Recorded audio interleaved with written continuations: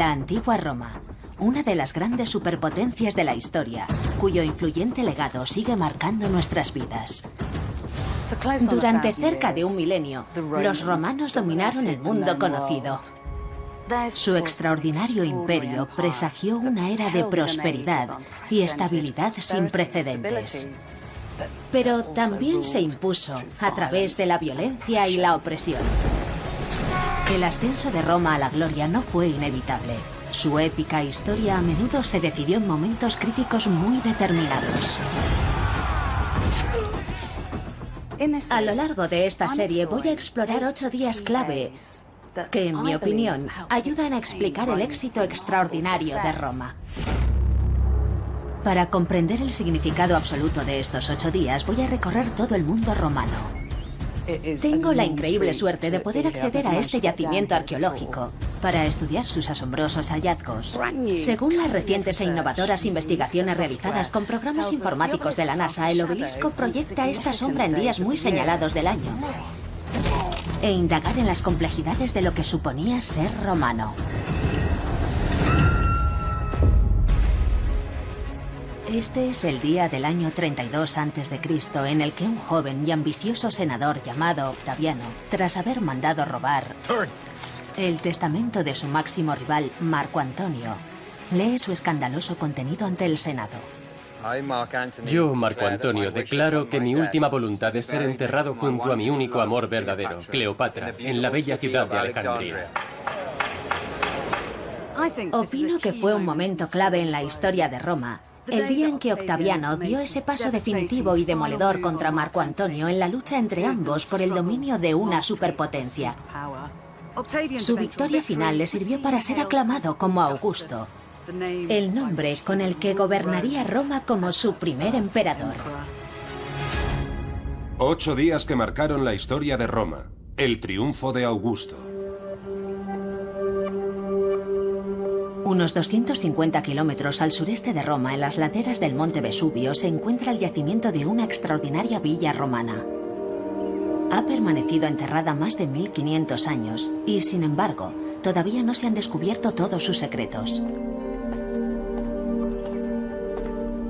Tengo la increíble suerte de poder acceder a este yacimiento arqueológico, porque nos ofrece una visión única de Roma en la cúspide de su poder imperial.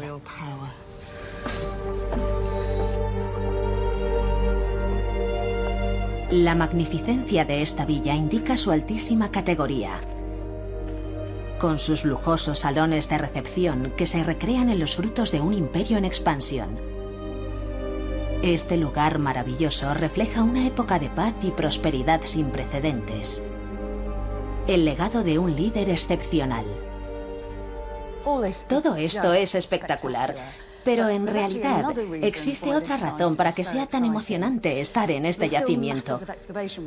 Aún queda mucho por excavar aquí y algunos arqueólogos piensan que aquí debajo está enterrada otra villa romana que perteneció al primer e indiscutible gran emperador Augusto, de quien sabemos que murió en algún lugar cerca de aquí, en una casa espléndida, en el año 14 después de Cristo.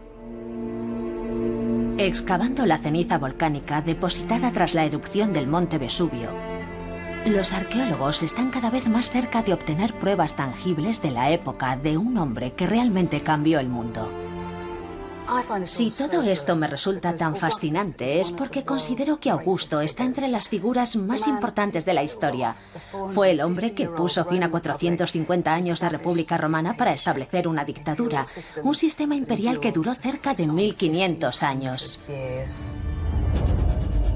Un día del año 32 a.C., Augusto, el más brillante y taimado de los políticos, dio un golpe maestro al robar el testamento de Marco Antonio y leer su contenido ante un senado escandalizado. Con esta maniobra logró por fin convencer a Roma de la deslealtad de Marco Antonio, lo que supuso la aniquilación de su último rival de peso.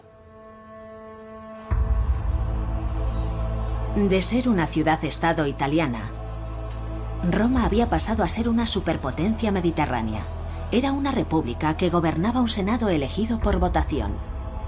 Pero el éxito de la República en el campo de batalla había producido una nueva generación de poderosos generales, entre los cuales destacaba Julio César. César aceptaba la República, pero aunque el pueblo le adoraba, la élite poderosa de Roma no veía otra cosa que el ascenso de un tirano. Así pues, en los idus de marzo, un grupo de senadores conspiradores dirigidos por Bruto y Casio asesinaron a Julio César a puñaladas.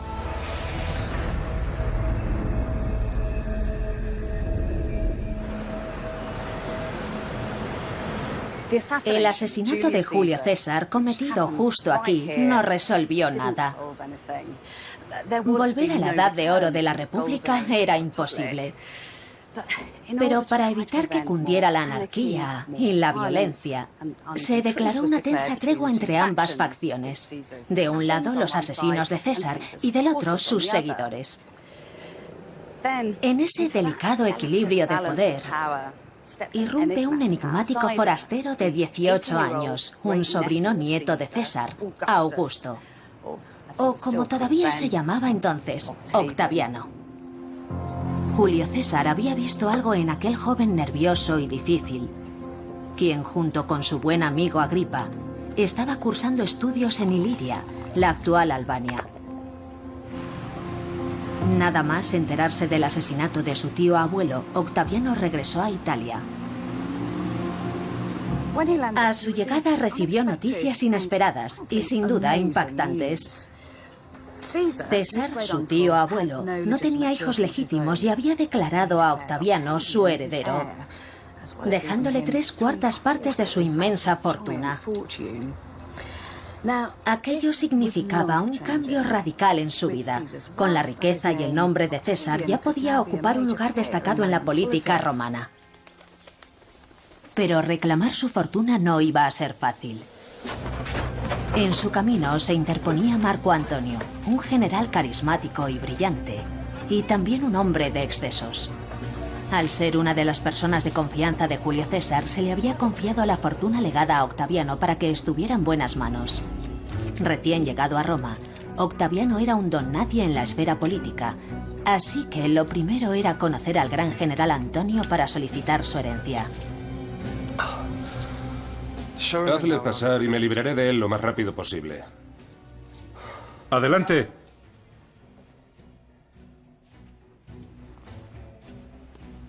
¿Qué puedo hacer por ti, joven? Recientemente he sabido que Julio César confió una gran suma de dinero, así como títulos, a un amigo de confianza, vos, Marco Antonio, para guardarlo hasta que yo alcanzara la edad adecuada para recibirlos. Entonces vuelve cuando seas mayor. Ya tengo 18 años y estoy preparado para asumir las obligaciones dispuestas en el testamento de César. Doy fe de mi madurez y mis amigos podrán atestiguarla. Es evidente que estás mal de la cabeza y que careces de buen juicio y de amistades decentes, o no querrías asumir la carga aplastante de la herencia de César. Por favor, entended que aunque hago esta solicitud con respeto, no es un ruego infantil. Tal vez debería inclinarme sobre la mesa y rendirme a ti. No, mi intención es entablar amistad con vos. Vete. ¡Sal de aquí! ¡Ya!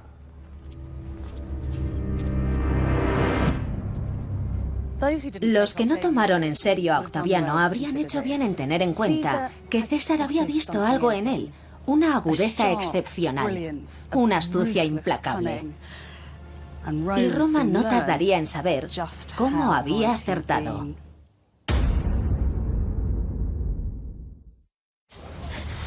Le tendí la mano en señal de amistad. Nunca más. Está loco. Nadie me había dicho que está mal de la cabeza. El joven Octaviano sabía que para obligar a Marco Antonio a entregarle la herencia de César, necesitaba aliados. Hombres que estuvieran dentro y supieran bien cómo funcionaba la política de Roma. Así que se acercó a Marco Tulio Cicerón, un respetado hombre de Estado, el orador público más reputado de Roma, y para su conveniencia, destacado detractor de Marco Antonio. Un acuerdo entre estos hombres sería ventajoso para ambos. ya que a Cicerón le proporcionaría la munición que necesitaba para impedir que Marco Antonio se hiciera con el poder absoluto. Le dije que quería que hiciera lo que pone en el testamento de César. Mencioné claramente que César confiaba en él y quería que yo recibiera el dinero, pero... Para, por favor. Tu parloteo incesante me da dolor de cabeza. Siéntate conmigo. No quiero estar por encima de Marco Antonio. No es mi intención. Solo quiero lo que es mío, mi dinero. Basta. Basta. ¿Qué sabes de mí? Todo el mundo habla maravillas de vos, del poder de vuestros discursos. No puedo volver a hablar con Antonio. Necesito que intervenga el Senado.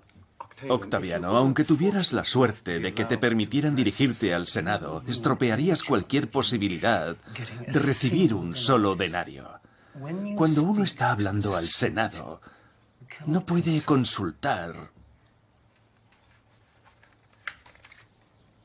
notitas. Cicerón hablará en tu nombre. Pero una vez que haya convencido al Senado de que obligue a Marco Antonio a darte tu dinero y tus títulos, debes asegurarme que no te olvidarás de Cicerón. Roma aún llora la muerte de Julio César. No estará prevenida ni te verá venir. Pareces tan dulce e inocente. El hábil Cicerón, experto en el uso de las palabras, se puso a trabajar en favor del joven Octaviano. Aquí, en la Universidad de Oxford, se conservan copias de sus discursos al Senado. Los ataques de Cicerón a Marco Antonio vienen estudiándose desde hace 2000 años como verdaderas obras maestras del asesinato político. Y aquí habla de una vez que Antonio se emborrachó tanto en una boda que al día siguiente estaba enfermo. En la antigüedad, y en la antigua Roma en particular, tener éxito en política dependía en gran medida de las habilidades que uno tuviera para hablar, para convencer, para explicar las políticas y persuadir al pueblo, al Senado o a los diversos grupos políticos de que hicieran lo que uno quería que hicieran. ¿Cuáles eran las intenciones de Cicerón? ¿Qué esperaba sacar de todo esto? Lo que quiere Cicerón, básicamente, es neutralizar a Marco Antonio. Quiere que Marco Antonio sea reconocido como enemigo de Roma y que los ejércitos romanos causen su derrota y su ruina. Quiere restablecer la República. Quiere lo mismo que querían los que mataron a César, que era que las cosas volvieran a hacerse como se hacían antiguamente. Cicerón hizo todo lo que Octaviano podía esperar de él. Intensificó sus ataques contra Marco Antonio en el Senado, calificándole de burdo y tramposo, describiéndole como un monstruo, un enemigo de la República. En cambio, de su nuevo amigo Octaviano afirmaba que era el ejemplo más brillante de piedad tradicional entre nuestra juventud. Incluso les convenció para que le permitieran ingresar en el Senado, a pesar de que normalmente había que tener 30 años como mínimo para ser senador. Ejerciendo su enorme influencia en el Senado, Cicerón hunde a Antonio hasta que a este no le queda otra salida que liberar el dinero que César había dejado en herencia al prometedor joven. Ahora Octaviano ya disponía de efectivo y pensaba usarlo para enfrentarse a Marco Antonio. Es un momento decisivo, porque significa que ahora ya puede sumar gente a su causa, conceder favores, solucionar asuntos y, lo más importante, ya puede tener tropas a sueldo. No hay razón en el mundo para que uno esté dispuesto a luchar a las órdenes de un joven de 20 años si no es porque piensa que realmente tiene dinero para pagar a los soldados. Con el ejército privado de Octaviano entre bastidores, Cicerón continuó sus ataques contra Marco Antonio. Y en el año 43 a.C., por fin convenció al Senado de que le declarase enemigo público. Con este mandato y sabiendo que así elevaría su posición en Roma, Octaviano actuó encantado en representación del Senado. Tomó su nuevo ejército y marchó dispuesto a someter a Antonio. Roma estaba siendo arrastrada a una destructiva guerra civil. Aquí, en el Museo Ashmolean de Oxford, se conserva un importante alijo de armas del lugar de una batalla entre seguidores de Antonio y de Octaviano, que nos permiten imaginarnos lo salvaje que tuvo que ser este conflicto civil. Estas cosas eran muy dañinas, ¿no? ¿Podría decirse que eran las balas de la antigüedad? Por supuesto que sí. Se metía en una onda de cuero como esta y le daban impulso girándola varias veces sobre la cabeza antes de lanzarla. Salía disparada a una velocidad tremenda. Cuando alcanzaba el objetivo, se hundía en la carne y atravesaba una armadura, como David contra Goliat, es lo mismo. Y llevaban inscripciones, ¿no? Así es. Algunas de estas se habrían lanzado con algo escrito. En esta concretamente vemos que pone Octavi y se refiere a Octaviano. Por el otro lado hay otra inscripción en latín, dice Felas, que es una palabra vulgar y muy obscena. Viene a decir, se la chupas a Octaviano. En esta época los insultos eran muy importantes, ¿no? Pensaban que cargaban el proyectil con una especie de fuerza mágica negativa. ¿Es así? Sí, y al ser artículos oficiales del ejército romano, eran insultos dirigidos a desmoralizar y hacer una mella profunda en el adversario. En la guerra civil entre Antonio y Octaviano, ninguno de los bandos era capaz de lograr una victoria decisiva. Para Octaviano, igualarse en el campo de batalla con un magistral general ya era en sí un gran logro. Pero el siguiente paso que dio fue el que, en mi opinión, demostró que aquel joven era sin duda un gran estratega. Había utilizado a Cicerón para llegar hasta ahí. Y ahora iba a utilizar a Antonio para continuar su escalada hacia el poder. En una asombrosa maniobra, propuso una alianza a su enemigo número 1. Su plan era tentar a Antonio y a su aliado más reciente, el general Lépido, con una idea revolucionaria. No sería la primera vez que unos adversarios se unen por un bien superior. Sobre todo cuando ese bien superior es vengar a César. Juntos nuestros enemigos son numerosos. Proponemos una solución. Entrégale la lista, Agripa.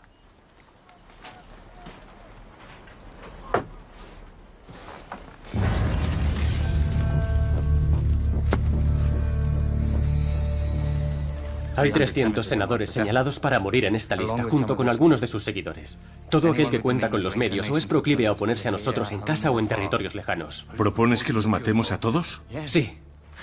Es factible. Con su muerte nos haríamos fácilmente con el control del Senado.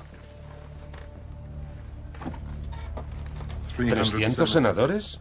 Si sumas los que les apoyarían, la lista podría incluir a miles. Antonio, podríamos quedarnos con todo el dinero y las tierras de los 300 cuando estén muertos. ¿Ves a mi amigo Cicerón en alguna parte de esa lista? Si hoy juras quedarte a mi lado en el futuro, puedes añadir cuantos nombres te parezca.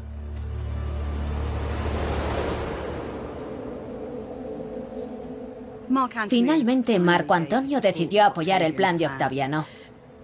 Abajo, en el foro, se expusieron listas con los nombres de 2000 de los ciudadanos más prominentes de Roma, entre ellos la mitad de los miembros del Senado. Había comenzado una sanguinaria purga de la élite política de Roma. El hecho de que tu nombre estuviera en la lista significaba que se había puesto precio a tu cabeza. En el mundo antiguo, esta orden de captura y muerte de un ciudadano se llamaba proscripción. La proscripción era una maniobra para deshacerse de los enemigos, pero también para conseguir dinero. El dinero era imprescindible para sostener sus ejércitos, y la razón de que las proscripciones fueran tan eficaces era que cuando uno entregaba a alguien, recibía una parte de sus bienes. La consecuencia era que había personas que eran delatadas por miembros de su propia familia, y no solo esclavos como cabría esperar, sino parientes muy cercanos. Fueron momentos de un horror extraordinario. Las proscripciones alcanzaron el clímax con el ataque a Cicerón cuando intentaba huir a la desesperada, tras enterarse de que estaba en la lista. No hay nada apropiado en lo que estás haciendo, soldado. Pero procura darme muerte de forma apropiada. Esta traición revela el grado de crueldad de Octaviano. Las manos de Cicerón fueron expuestas en el foro y la cabeza se entregó como presente a Fulvia, la esposa de Marco Antonio. Cuentan que escupió en la cara y cortó la lengua del hombre que con tanta elocuencia había vilipendiado a su esposo.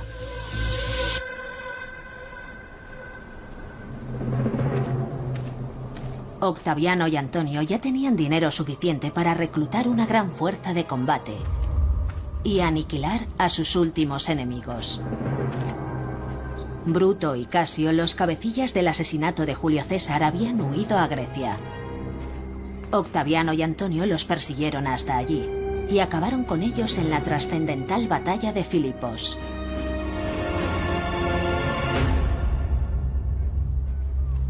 Octaviano y Antonio eran ya los hombres más poderosos de Roma.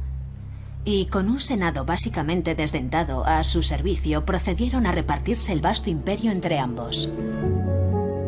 Al recibir los territorios de Italia y España, Octaviano había salido bastante beneficiado del acuerdo. Pero claramente la mejor parte se la había llevado Antonio, con las ricas provincias del este y la Galia en el oeste. Octaviano regresó a Roma, donde podía utilizar sus artes de manipulador político para empezar a debilitar cuanto antes las posiciones de su supuesto aliado.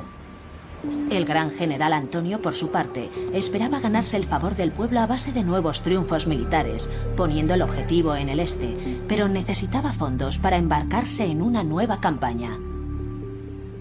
Antonio ya se había gastado gran parte de su fortuna, pero seguía teniendo un papel protagonista en la región con mucho dinero en efectivo. Sigo en pleno corazón de Roma. Pero esto de aquí es una prueba de lo que era entonces. Este extraordinario sepulcro del siglo I refleja el grado de obsesión de Roma con el antiguo Egipto. Perturbados por esta peligrosa cultura extranjera, los romanos idolatraban su exotismo y se dejaban seducir por su inmensa riqueza.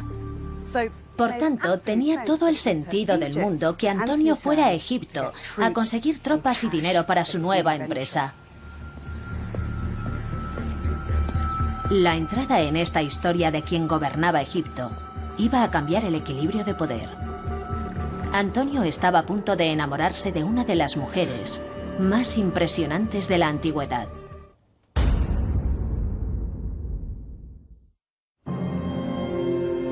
Marco Antonio pidió fondos para su nueva campaña militar a la reina de Egipto. Cleopatra, que había sido amante de Julio César, conocía bien el valor de una alianza con los que ejercían el poder en Roma. ¿Cuándo se van los guardias? Cuando yo se lo ordene. Pues hazlo. La paciencia es una virtud. Tengo otras muchas virtudes que seguro que te darán mayor satisfacción. El último hombre que demostró tales virtudes hizo muchas promesas. Y cuando consiguió lo que mi reina le había prometido, renegó de ella. Siéntate conmigo.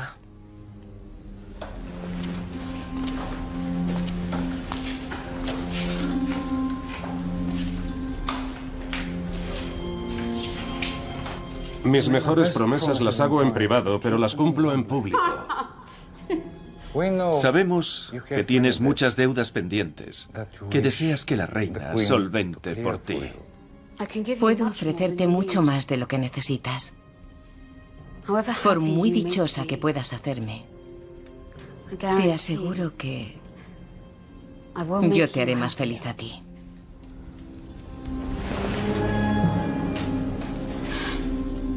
Era el comienzo de un idilio excepcional. Y con Cleopatra, Antonio se aseguraba la alianza de alguien con riquezas y recursos suficientes para ayudarle a expandir el imperio. Pero Cleopatra quería algo a cambio. De su romance con Julio César había nacido un hijo, y estaba decidida a que fuera reconocido como heredero de César. A fin de salirse con la suya, utilizó todo el sensual esplendor de Oriente, así como sus grandes encantos personales para deslumbrar a Antonio. Es evidente que era una mujer de un atractivo increíble, pero también muy inteligente e ingeniosa. Le encantaban las matemáticas y la filosofía y hablaba un gran número de idiomas. Antonio quedó cautivado casi al instante. Podría decirse que fue demasiado fácil. Juntos formaban una potente alianza personal y política. Antonio y Cleopatra se convirtieron en la pareja más poderosa de la antigüedad. En Roma, la Alianza Oriental de Marco Antonio levantó una fuerte polémica y Octaviano decidió utilizarla a su favor. Desprestigiar a su enemigo era una táctica a la que recurría incansablemente hasta que un día le proporcionara la clave para hacer caer al único adversario que le quedaba. Para difundir sus mensajes políticos enfrentados, Antonio y Octaviano recurrieron a la herramienta de comunicación masiva más eficaz del momento: la moneda. Las monedas circulaban por todo el imperio. Y en una época en la que el 90% de la población era analfabeta, las imágenes grabadas en ellas eran muy fáciles de comprender.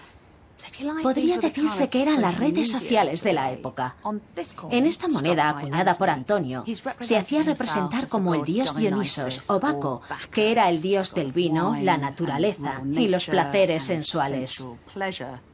En cambio, la moneda de Octaviano es mucho más seria y sobria. En el año 42 a.C., Octaviano había conseguido que su padre adoptivo, Julio César, fuera reconocido como un dios. Y se propuso intentar sacarle el máximo partido. Aquí pone Divi F, Divi Filius Caesar. Filius significa hijo, por tanto, Octaviano está diciendo que es el hijo de César y también de un dios. En estas monedas vemos que ambos se representaban a sí mismos con una condición semidivina para legitimar su derecho a gobernar.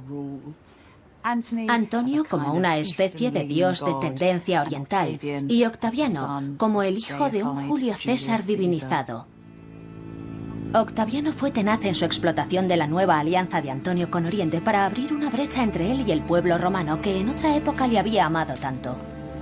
La conducta de Antonio estaba dando a Octaviano toda la munición que necesitaba. Desde que Antonio conoció a Cleopatra, los perjuicios para su reputación parecían importarle cada vez menos.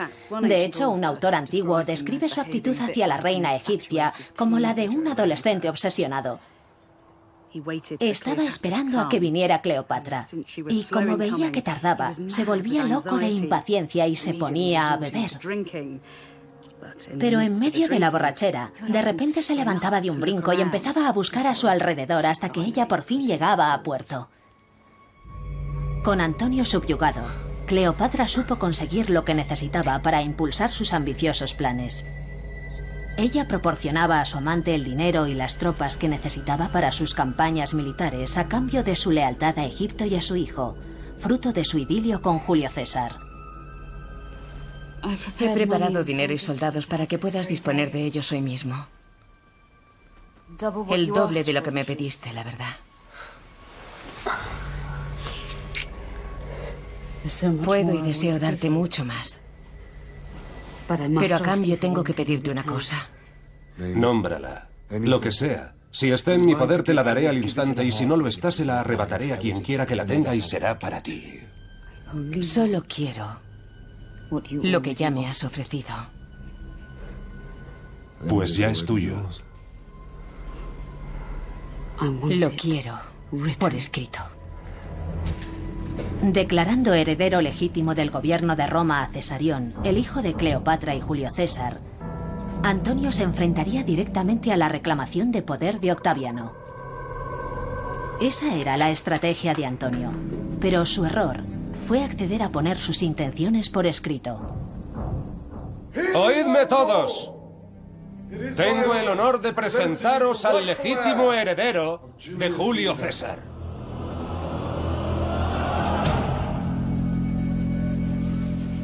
Sabemos que en el año 34 a.C., Marco Antonio lo plasmó todo en su testamento, aquel escandaloso documento que contribuiría a cambiar el destino de un imperio. Al parecer, los datos contenidos en el testamento permitían llegar a una conclusión impactante, que Antonio ya era más leal a Egipto que a Roma. Cesarión era el heredero legítimo de Roma. Tras su muerte, Antonio debía ser enterrado en Egipto junto a Cleopatra. Y lo peor de todo, si Antonio lograba la victoria contra Octaviano, Alejandría sería la capital de su imperio romano. Para los romanos, era algo terrible, puesto que ser romano siempre había tenido una fuerte vinculación al lugar. Roma hizo posible el sentido de romanidad. El hecho de que Antonio se propusiera trasladar todo sin más a Alejandría era una negación de que ser romano fuera importante. Era traición.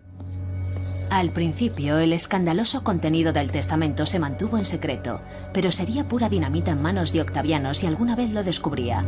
El documento se envió a Roma y se guardó aquí, en el Templo de las Vírgenes Vestales, en el corazón mismo del foro. A salvo, al menos en teoría, hasta el momento de la muerte de Marco Antonio.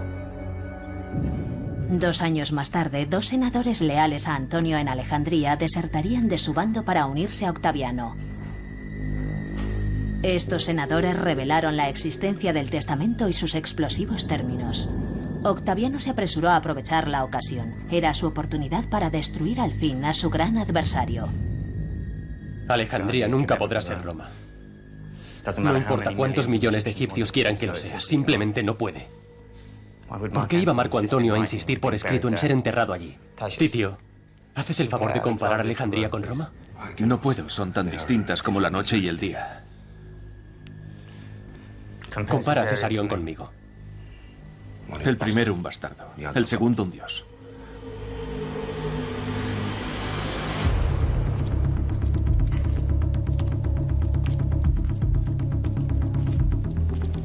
Cuando Octaviano mandó sus hombres a robar el testamento de Marco Antonio del Templo de las Vírgenes Vestales, puso en marcha su apuesta definitiva por el poder. Fue una estratagema política de primer orden. Robando el testamento de Marco Antonio, Octaviano había pisoteado costumbres romanas ancestrales.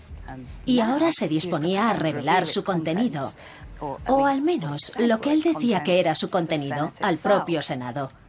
Era una apuesta arriesgada. Aquello podía destruir la reputación de Antonio, o volverse terriblemente en contra de Octaviano. El historiador griego Plutarco nos cuenta que aquel fatídico día Octaviano puso en peligro la reputación que tanto esfuerzo le había costado ganar leyendo el contenido del testamento robado ante el Senado. Yo, Marco Antonio, declaro que mi última voluntad es ser enterrado junto a mi único amor verdadero, Cleopatra, en la bella ciudad de Alejandría.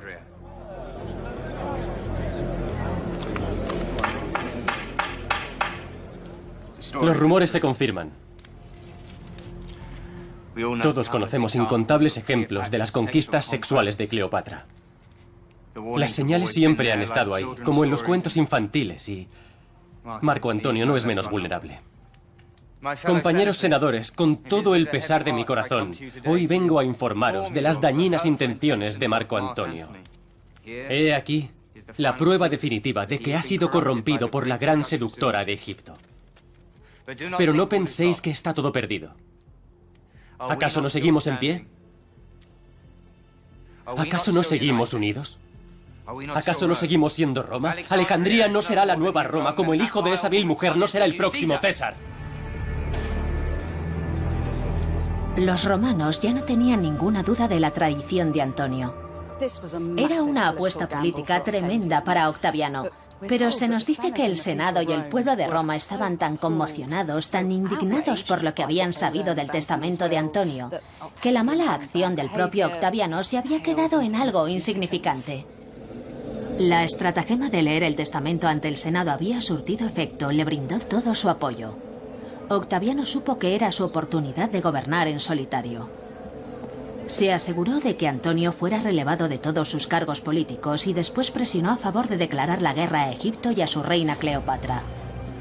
Octaviano demuestra una perspicacia política asombrosa cuando decide hacer público un testamento que toca la fibra racista y sexista de la sociedad romana. De manera que ya tenemos una guerra civil, pero una guerra construida por Octaviano, como la lucha de Occidente contra Oriente, del hombre contra la mujer, de la libertad contra la esclavitud. Antonio y Octaviano iban a enfrentarse en una pugna final, la batalla más decisiva de la historia de Roma.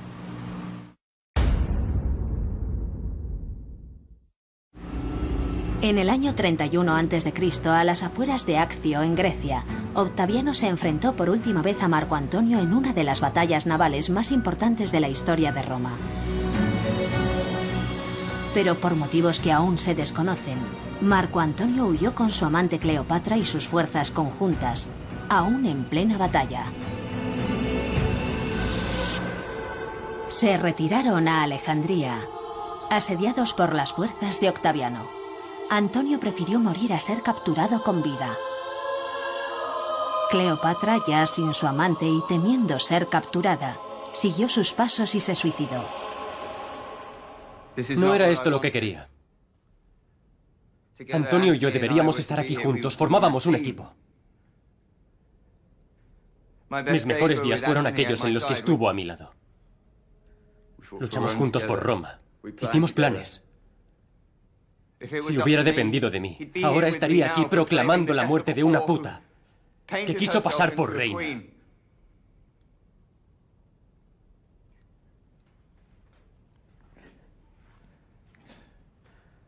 ¿Qué te parece? Perfecto. Muy convincente.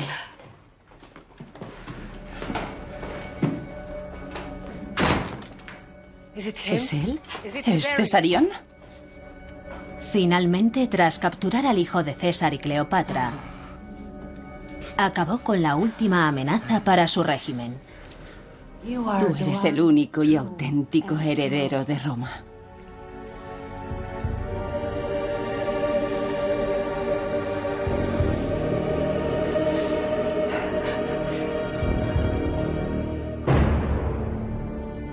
Todos los que se habían interpuesto entre Octaviano y el poder supremo habían sido eliminados.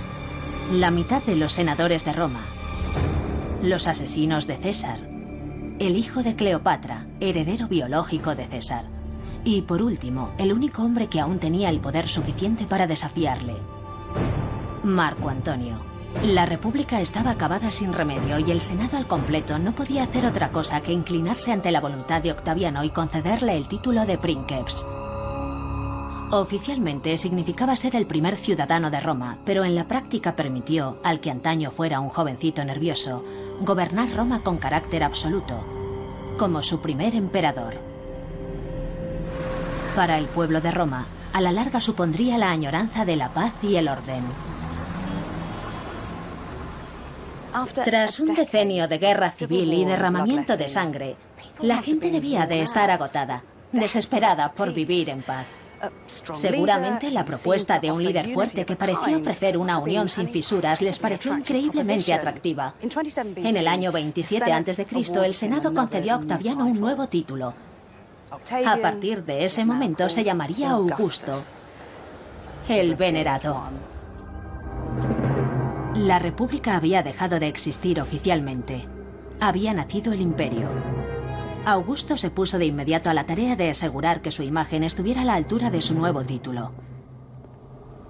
En la República, el arte romano era famoso por el realismo de sus retratos, como este busto de Augusto, cuando todavía era conocido como Octaviano, pero él rompió con esa tradición.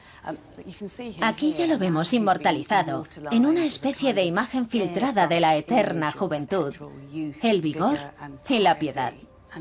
Y desde luego no se cortó en vender esa imagen. De hecho, existen más retratos de Augusto que de cualquier otro gobernante romano. Empezando por su nuevo nombre, Augusto estaba relanzando su marca a lo grande. Y nada podía representarla mejor que el Ara Pacis, el impresionante altar que encargó tallar en el año 13 a.C.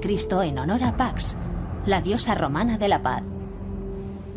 Ese es Augusto, o al menos lo que queda de él, y va delante de una solemne procesión de sacerdotes. Debajo está su familia. Estos son sus hijos y nietos. Lo más interesante es que aquí se haya prescindido del uniforme militar. Todos van con toga, un sencillo velo y la corona de laurel en el pelo. Esta imagen de Augusto como hombre piadoso del pueblo, celebrando años de paz, inundaría el arte de toda Roma y de todo el imperio en expansión. Fue una estrategia de relaciones públicas muy inteligente y un factor determinante de su éxito. En el año 8 a.C., el Senado llegó a dedicarle el 8º mes del año, llamándolo agosto. 2000 años más tarde, seguimos descubriendo otros caminos del régimen de Augusto para proyectar su larga sombra.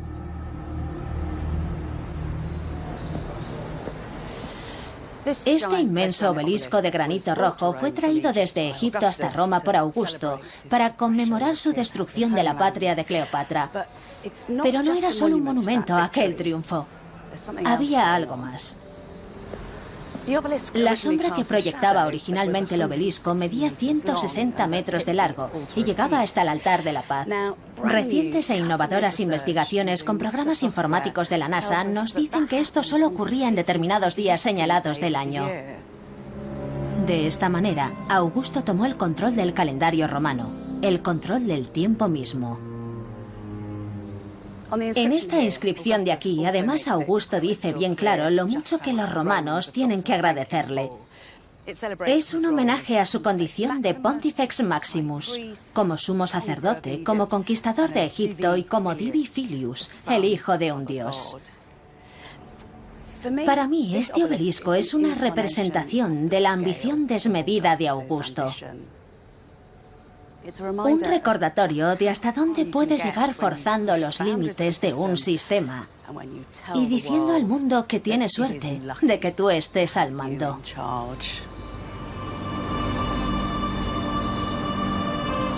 Augusto ejerció el poder durante 44 años en el primer régimen imperial de la historia de Roma y el más largo.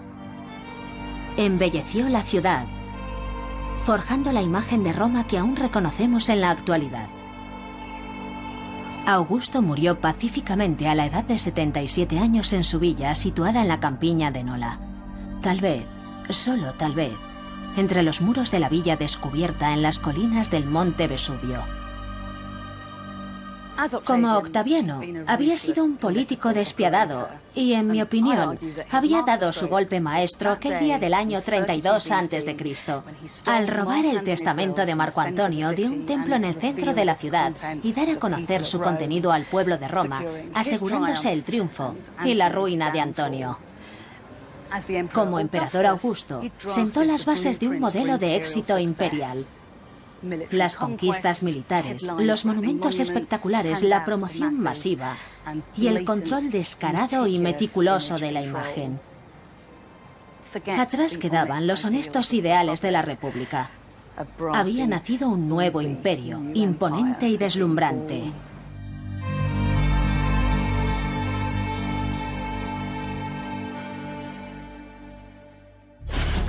En el siguiente episodio, el Imperio de Roma llega a las costas británicas. Esta tierra ahora pertenece a Roma. No, no. Un día en el que su avaricia y crueldad prenden la mecha de una devastadora sublevación. Es lo único que queda de la 9ª Legión. Y da origen a una leyenda. Boudica.